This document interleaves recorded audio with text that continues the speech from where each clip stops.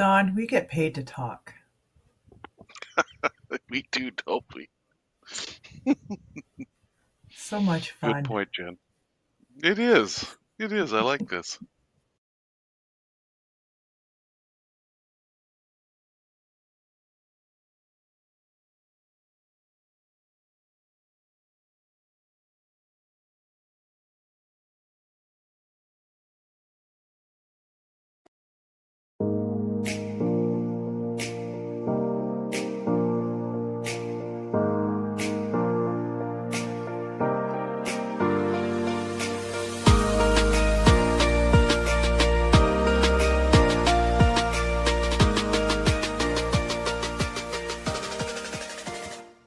Good afternoon, everyone. My name is Don Parkinson, and I'm a senior consultation specialist with Atkins Realis. Today, we are continuing our series of live stream topics on the Northern Road Link project as it moves through the provincial environmental assessment and federal impact assessment processes. The topics we are covering parallel our project activities, so we hope these will help our viewers and listeners better understand the project and provide input along the way. With me today is my usual co host, Jennifer Ashwazage Pereira, my colleague and an Indigenous engagement and traditional knowledge specialist at Atkins Realis.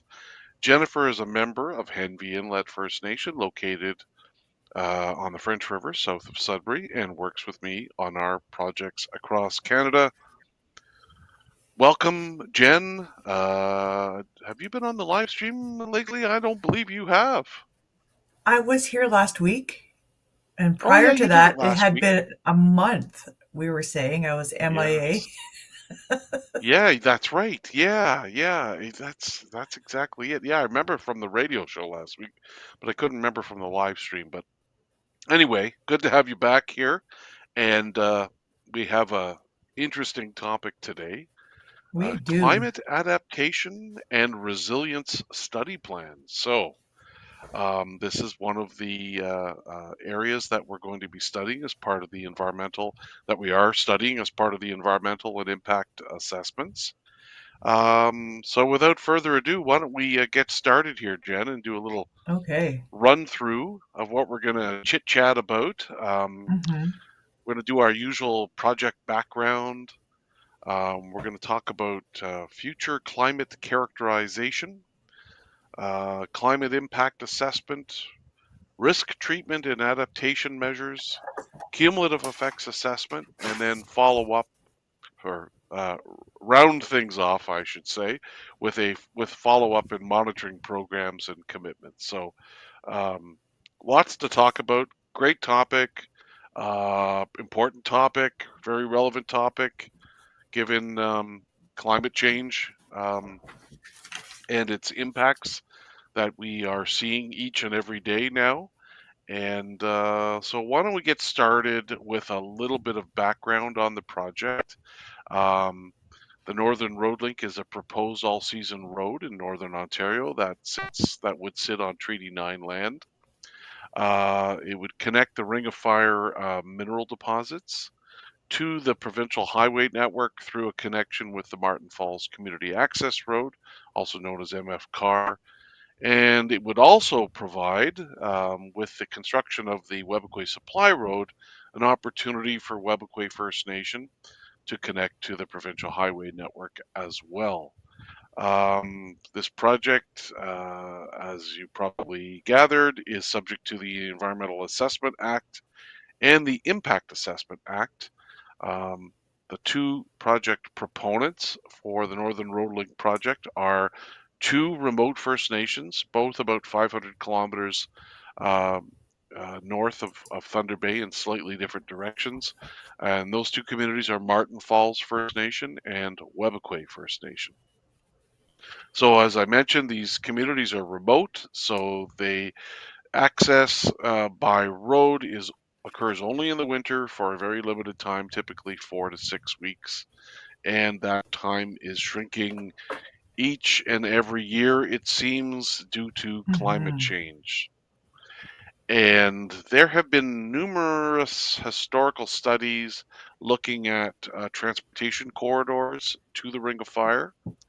Uh, and then in 2020, the province of Ontario, Martin Falls First Nation, and Webequie First Nation agreed to work together um, and conduct a provincial environmental assessment for the project. And that provincial environmental assessment, once the federal government looked at the project, they then required a federal impact assessment to be undertaken for the project.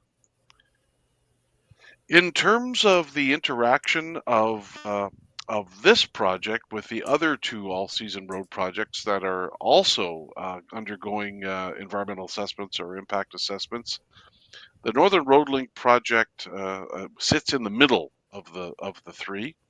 So from the northern end, we have the planned Webequie Supply Road, which is a road that extends from Webequie Airport southeast to east of the Muckatai River in the McFalls Lake area, where it is planned to meet with the Northern Road Link north end, and then that would extend south to link with the Martin Falls Community Access Road west of Martin Falls, and then that road, the Martin Falls Community Access Road, extends south to connect with a couple of resource roads that would be upgraded, and then ultimately they would connect with the provincial highway network. So that's how everything sort of all fits together.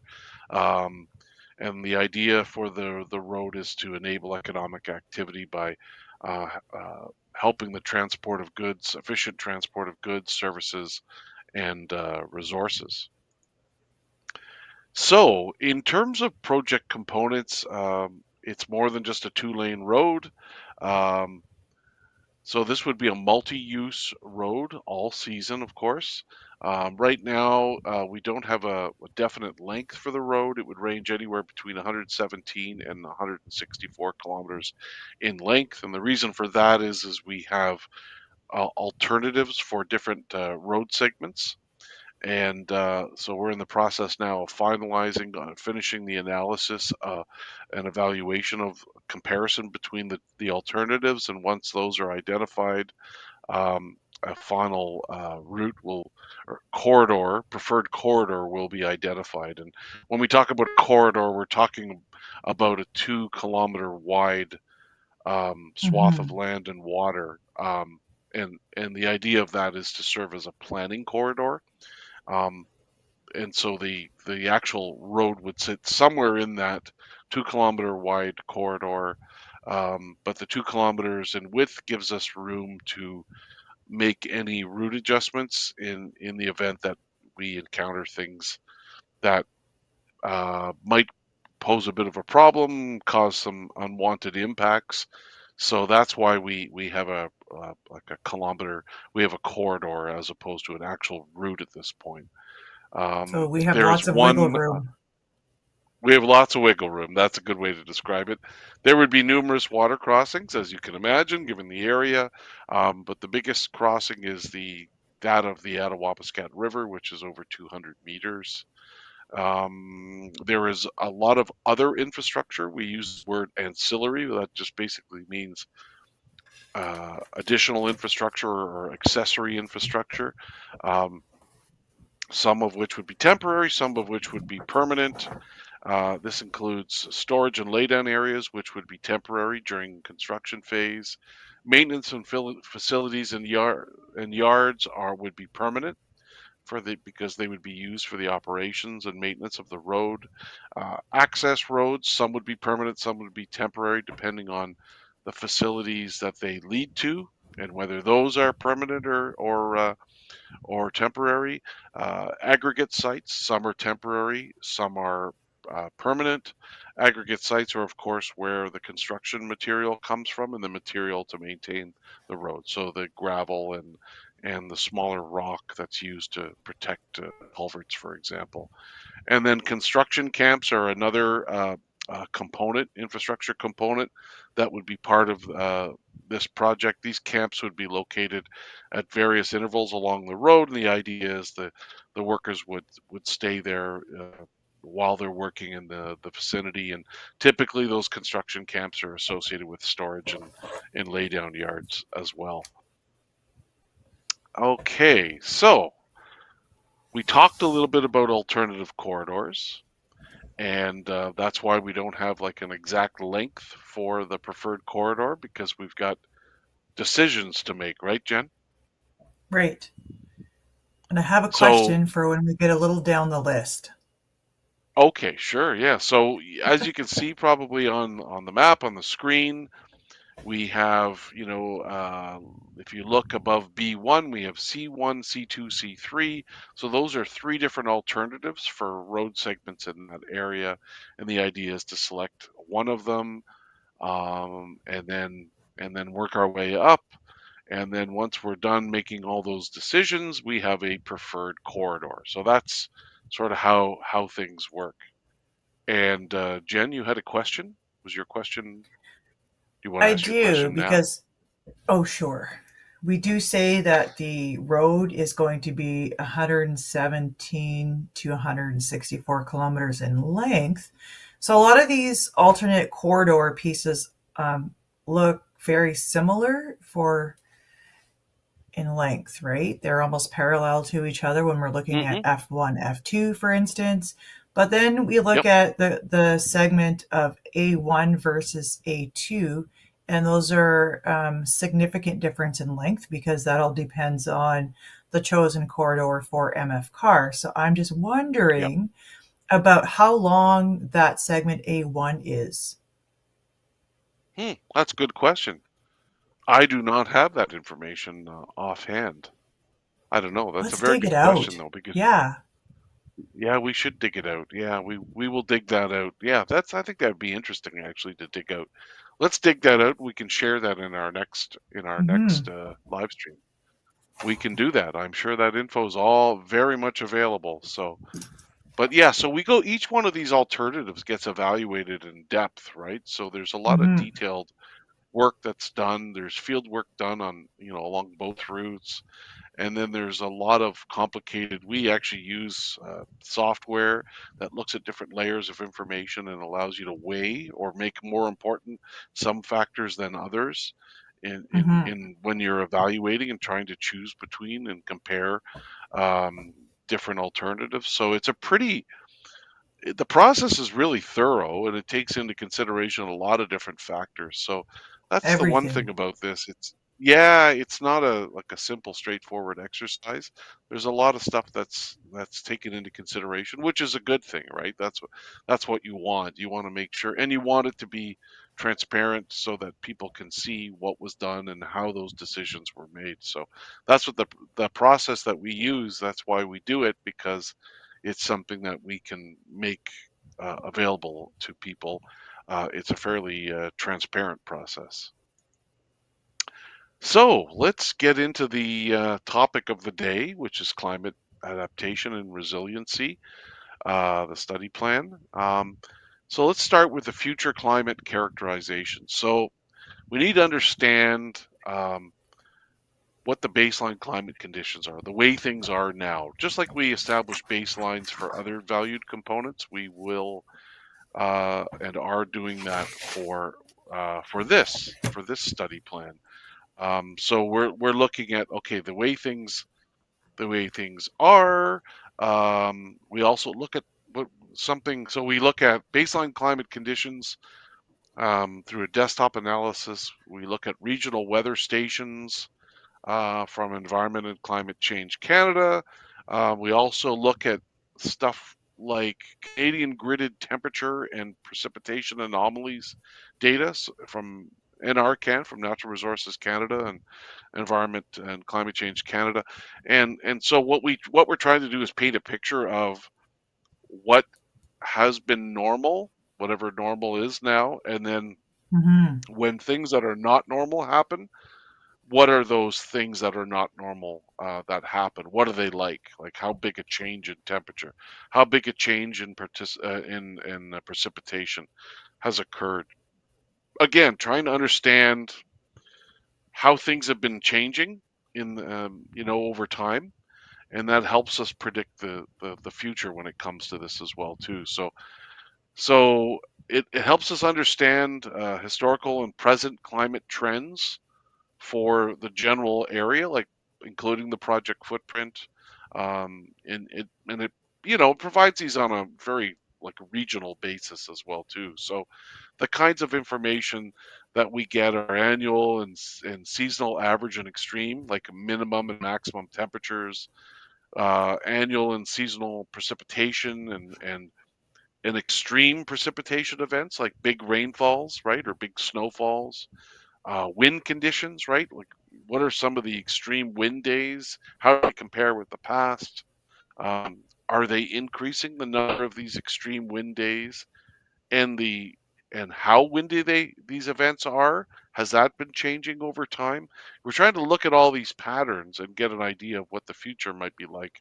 And then things like evaporation, right? How um, looking at estimates of evaporation based on things like temperature and wind speed and relative humidity, barometric pressure, all these other factors. So that's what we're trying to do, is understand what's going on, how things have been trending. Because again, you're trying to sort of think about the future. You want to build something that lasts, right? And you need to Right. have an idea of what the future might be like. So uh, And when we people look are, at are past, curious about that, right, Don? very much, Jen, you and I know that through conversations with community members, right? They're the best source of information when it comes to climate change, as far as I'm concerned, because they're in their everyday life, right? They're some of the things, some of these metrics, right? Some of these ways of measuring climate change, they're directly measuring them all the time, right? When it's Hmm. especially things like ice thickness, for the winter road, and you and I have heard stories in Webequay about um, how the ice is not nearly as thick as it used to be, or for as long. So there's a lot of information that's collected sort of from the from community members. We can review literature and look at events, but there's only a limited number of weather stations, right? And they're not like a lot of them all over northern Ontario. They're quite large distances in some cases between them, right? So, we rely a lot on interviews with community members to understand things that may have happened, whether it's flooding or major erosion events, or uh, you know uh, permafrost areas that have melted and collapsed, things like that, right? We need to know about that stuff. And in our work, we also rely on data from other studies, like the hydrological studies. When I talk about hydrology or hydrological, I'm talking about surface water, and looking at like surface water flow, and uh, over the land. How the water moves over the land, and looking at flooding events. Um, we also look at vegetation. We look at geology, because geology helps identify, if there's flooding events, will that cause major erosion problems, failures, like landslides, things like that. So it's really important to look at that as well too. So this work is not isolated. It depends a lot on other field studies that are being undertaken. And then we look at future climate scenarios, right, and projections. So we're trying to sort of look at trying to project what might happen in the future, uh, and describe what impact climate change might have on the local and regional climate. And so we look at shifts in key, what you call meteorological variables, things like temperature and precipitation, things like that. And then we look at, changes in these extreme events. Are these extreme events happening more often, and or are they getting more and more extreme, right? Are they getting worse than ever before, and are they happening more often, or is it one or the other, is it both? Trying to understand that, looking at the how rainfall and like increases in rainfall affects runoff and stream flow, and our stream flows higher. Does this cause erosion? And then erosion can also, like extreme erosion, can cause downstream impacts by, of course, the soil particles getting in the water, which can impact the quality of fish habitat. So there's lots of impacts, potential impacts, when you look at future climate scenarios. And then we've got something called the climate change resiliency assessment approach, where we look at three things. The first thing is we do a vulnerability assessment. So what does that mean? Well, when we're talking about vulnerability, it's like sensitivity. Um, how sensitive is the project? What's the potential for the project components? So different project components could be, gravel pits or access roads or bridges or culverts. Those are different project components. How could those be impacted by the climate hazard? So we look at things, like physical resiliency. So resiliency is ability to withstand something, like to sort of withstand like high impacts of extreme weather events. We look at health and safety. Is it a threat to health and safety of people? Um, Ecosystems, so the environment. What changes could some of these extreme events? How vulnerable is the project area to these kind of events, and that vulnerability, how's it expressed? Is it only in ecosystems? Is it in built environment? Is it health and safety? Is it in physical ability to withstand these changes? And then when we identify the vulnerable project components, so the different parts of the project that might be vulnerable, we do what's called a risk assessment. So where we look at, like, how likely is it for a project component to fail, for example, for example, a road to blow out, um, and if it did, how bad would it be? We look at all that kind of stuff. So that's the risk analysis. And then if any of those risks are what you call unacceptable, so those risks are too extreme, um, we look at all the risks and we grade them, right? So we call them low, medium, high impact potential, um, and then we evaluate. So we do an evaluation of these different risks to get a better understanding of impacts. And then when we've identified potential risks, we look at what's possible to mitigate or control uh, impacts, possible negative impacts. So mitigate means reducing or eliminating impacts. So we look at, okay, what can we do to prevent these things from happening to the different project components. So it could be like passive stuff, like, Jen, just changing the design of the road, right? Hmm. Maybe by just doing that, maybe making the road higher or protecting the road from erosion by lining it with stone on either side. You know what I mean? There's a lot of different ways. So those are passive measures. So you do it in the design phase, but there would also be active measures. So where you're doing more inspection, you have a team out there looking and making sure that everything's behaving the way it's supposed to behave, and that extreme events aren't causing like undue damage. So that's another way. That is a way that we can mitigate, control some of the risk.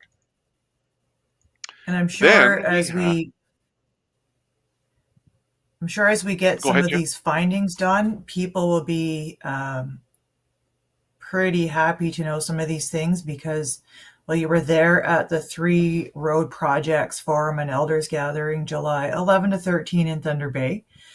And there were some people who were very curious to understand the effects climate change would have on potential roads, some of the mitigation measures that could be in place, and also the effect of the possibility of melting permafrost on these roads, or Yeah, just freeze yeah, thaw, right? So yeah. there was some questions there, and I'm happy to say we can answer those when we see results. Yeah, no, you're right. You're right, Jen. And some of this work is done in advance, right? Like in the design phase, we look into the Hmm. crystal ball and we have a pretty good idea of like when it comes to, some of it we have to do, right? Because like when we're sizing, trying to figure out what size of culvert to use, you've got to anticipate what the flows will be like in a particular Hmm. water course in the future, right? So, and then what they do is the engineers will add a factor of safety, right? So they'll think about, okay, what potentially could happen, and then they added safety factors because you don't want to go back and replace that culvert in 5 years after the road's built, right? So the That's idea right. is to gather that information, identify what you think might be the worst kind of events that you might face, and then design based on that. So the other thing that we consider too is as we always do is the cumulative effects assessment. So we look at the different ways of identifying interactions between the leftover effects of the project, and then we take that and add it or combine it with the effects of other projects, past, present, or reasonably foreseeable. And the idea being that the project doesn't just sit in a vacuum by itself. It's Hmm. actually surrounded by other projects, whether they're mining projects or whatever, right? Other roads, etc. And so we look at the big picture. That gives us an idea of to look at the potential leftover effects and combine them together. And then we say, is there any way we can mitigate those, like eliminate or reduce those impacts, those cumulative effects? So that's what we mean by cumulative. Um, and then we look at potential for interaction between valued components from one project and valued components from another project. So it's looking at that big picture. It's remembering that the project doesn't sit on its own.